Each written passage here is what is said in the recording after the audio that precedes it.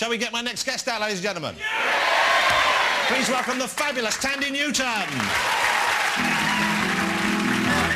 girl, she's my lady, uptown girl. You know I'm in love with an uptown girl. Wow, well, that was an accident. Have we got... I had a kiss right on the lips in. Was that on purpose or was that an accident? I sort of moved in for a big one. Wow, we had a kiss on the lips. I'm going to have a little sit down for about 5 minutes now and cool off. Welcome to the show, Thandie. You look fabulous. Doesn't Thandie look gorgeous this evening, ladies and gentlemen? You look great. And you've got it right. You're not too glam. It's a beautiful outfit. Relaxed. What's going on here? What have you brought in here? What is this? Yesterday I spoke to your lovely researcher and she said that you had a new puppy, like I do. Oh, you've got a puppy as well? A new puppy, we'll talk about that. But Sweeney, I thought was a girl, and you said you wanted her to have a bob, so I thought I'd do one for you. Well, it's lovely. I don't know whether...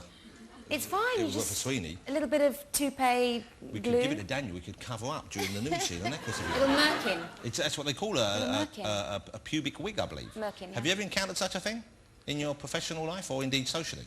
I've used them a couple of times. Have you really? I have. To add, in period films. It's true, it's absolutely true. This is because ladies today are more, there's more gardening goes on than in the trimming. old days. How weird is that? You know, armpit hair. In fact, when I was making a film called Beloved, it turned out I only had sort of 10 under each arm, so they had to increase. So what, you're really a big old, healthy old cat weasel under each arm?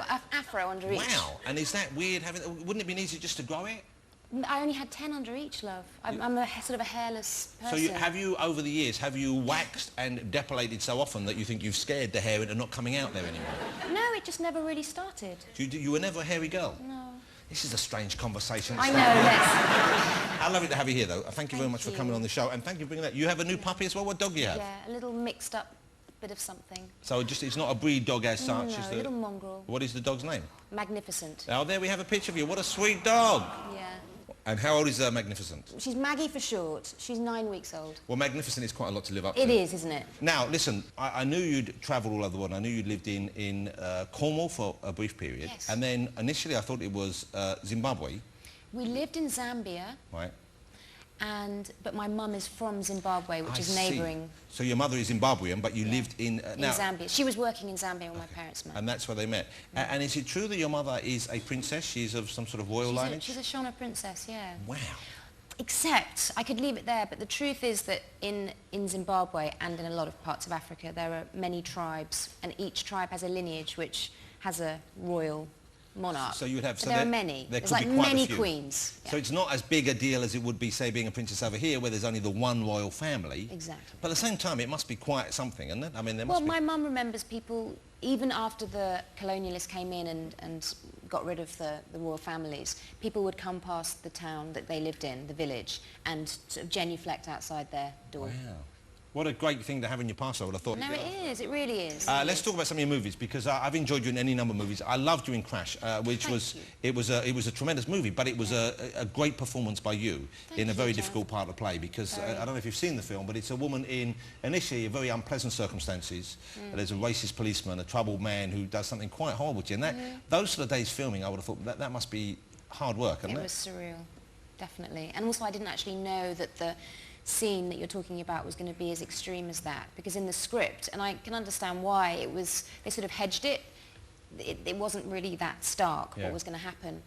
He kind of touches you in a wholly inappropriate way. He violates your sense, and because I'm English, I thought that it was, because suggestion is almost as powerful as the real thing. Yeah. So I just thought that it was going to be suggested. But then when we got to the set that night, it was all night shoots, the director, bless his heart, called Matt Dillon and I over to his trailer and said, "Thandie, are you wearing protective underwear?" Which I thought was a bit odd. And no, the costume have some protective underwear for you because we really want to take this scene to the... Because he reaches up under and it's horrible. It's hand rape. Ooh.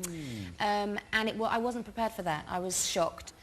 But you know what? I think ultimately that is how extreme life can be, and it turned out to be, in a way, because it was so extreme, it let the rest of the film live up to that. Which was and also it was a very popular movie when it came out as well. I know hugely. It kind of, I mean, honestly, Jonathan, I made it thinking that it would come and go, but it didn't matter because it was a great script, and just working on something that good is so fulfilling. So you were surprised that it was as well received as it was?